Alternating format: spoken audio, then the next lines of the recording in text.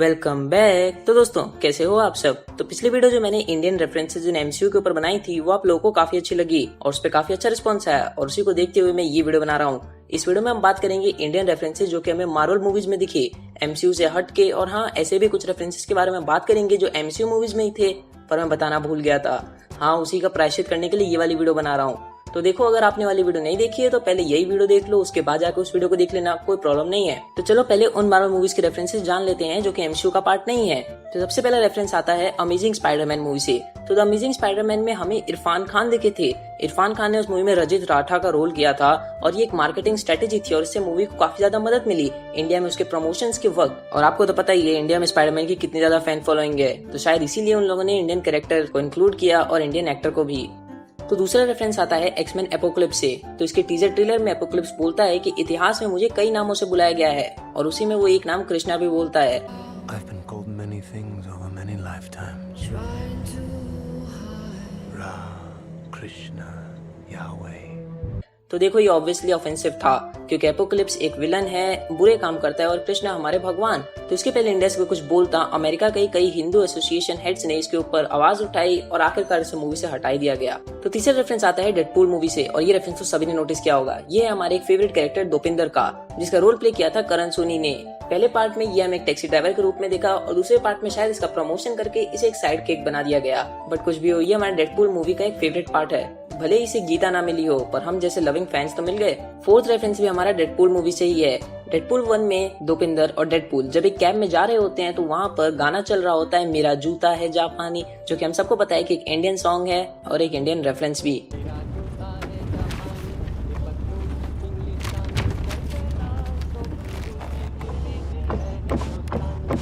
पांचवा रेफरेंस भी हमारा डेडपूल ही लेके आता है डेडपूल 2 से। तो यहाँ पर क्या होता है कि जब केबल, डोमिनो और डेडपूल एक साथ कैब में जा रहे होते हैं जिसको ऑब्वियसली दोपिंदर चला रहा होता है, तो वहाँ पर हमारे शाहरुख खान की मूवी स्वदेश से गाना चलता है यूं ही चला चल राहे।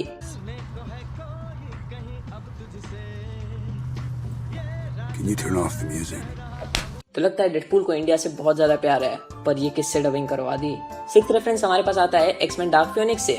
तो ये कोई उतना बड़ा रेफरेंस नहीं है, छोटा सा ही रेफरेंस है बट है तो सही। तो हम सभी को याद होगा वो चॉपर वाला सीन जहाँ पर मिलिट्री के कुछ आदमी मैग्नेटो के पास जीन ग्रे को ढूंढने आते हैं। तो वहाँ पर हमें पीछे येलो कंटेनर्स के ऊपर हिंदी में ब्लू एलिफेंट और बाद में शिपिंग लिखा हुआ दिखता है। इस बात का कहीं जिक्र नहीं किया गया कि ये जो प्लेस है ये इंडिया में है, तो मुझे नहीं पता ये हिंदी में लिखे हुए कंटेनर्स वहाँ कैसे पहुंचे। तो देखो, ये तो हो गए मार्वल मूवीज के रेफरेंसेस। अब आ जाते हैं एमसीयू के रेफरेंसेस की तरफ जो कि मुझसे पिछले वीडियो में छूट गए थे। तो हमारा एमसीयू से पहला रेफरेंस, और देखा जाए तो टोटल में 7th रेफरेंस, आता है आयरन मैन की फर्स्ट मूवी से। तो यहाँ पर जब टेररिस्ट आयरन मैन को किडनैप कर लेते हैं और एक वीडियो क्लिप बना रहे होते हैं, तो वहाँ पर ऑफिशियल इंग्लिश डब में ही अगर आप सुनते हैं तो आपको सुनाई देगा कि वो जो टेररिस्ट हैं वो उस वक्त हिंदी में बात कर रहे हैं। आप चाहो तो देख सकते हो, मैंने ये इंग्लिश डब ही चला रखा है। ये खित्ता उन लोगों के सफेद हड्डियों से भरा हुआ है जिन्होंने हमारा अज़म और यकीन पर शक किया, और मगरिबी हमेशा इस दुनिया पर हुकूमत करता रहेगा।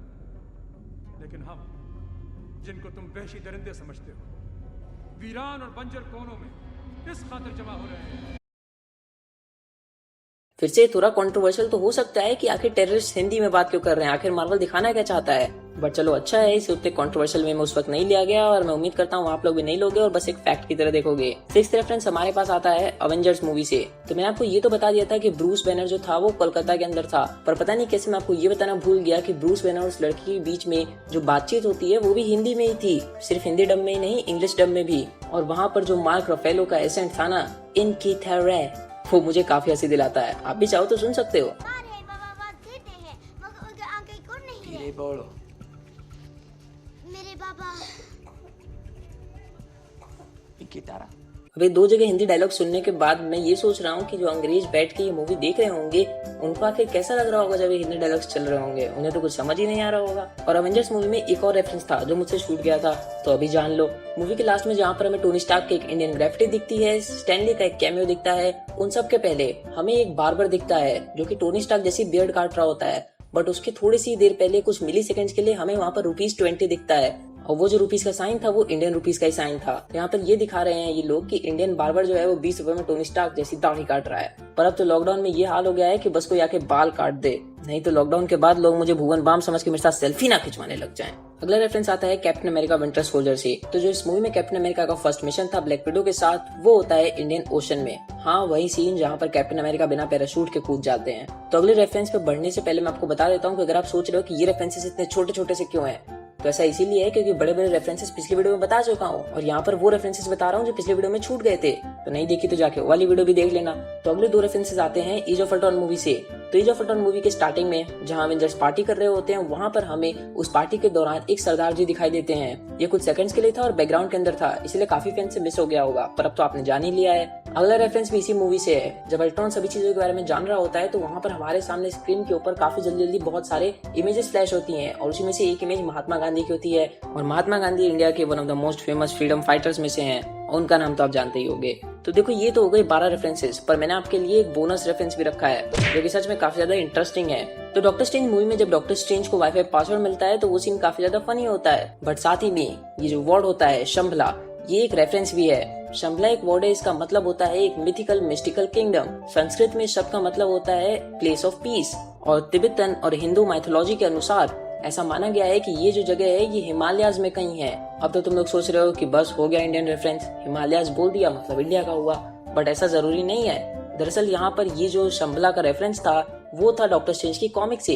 डॉक्टर स्ट्रेंज के ऊपर एक नोवेल आई थी, डॉक्टर स्ट्रेंज इनटू द शंभला, और वहाँ पर इस नोवेल के राइटर्स ने इसको डिस्क्राइब करते हुए बताया था कि इस नोवेल के अंदर डॉक्टर स्ट्रेंज हिमालयाज के अंदर जाएंगे, इंडिया में या तिब्बत में। तो जैसा कि मैंने आपको बताया कि ये जो जगह है शंभला, किसी को पता नहीं है ये कहाँ पर है, ये हिमालयाज में कहीं छुपी हुई है। इवन जिन्होंने ये बुक लिखी है उनको खुद कंफर्म नहीं है कि इंडिया में है या तिब्बत में। तो देखो, ये मैं आपके ऊपर छोड़ता हूँ, इंडियन रेफरेंस मानना है तो मानो, नहीं मानना तो मत मानो। इवन एक फन फैक्ट जान लो, विष्णु के आखिरी अवतार काल्की यहीं जन्म लेंगे। दोस्तों, यही थे कुछ इंडियन रेफरेंसेस जो मैंने नोटिस करे थे। अगर आपने भी कोई इंडियन रेफरेंसेस नोटिस करे हैं जिनके बारे में मैंने पार्ट 1 या पार्ट 2 में नहीं बताया है तो अभी बता दो मुझे।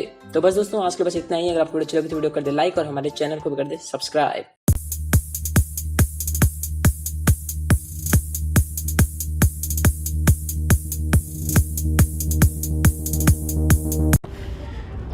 Dopinder. Cool. Dead.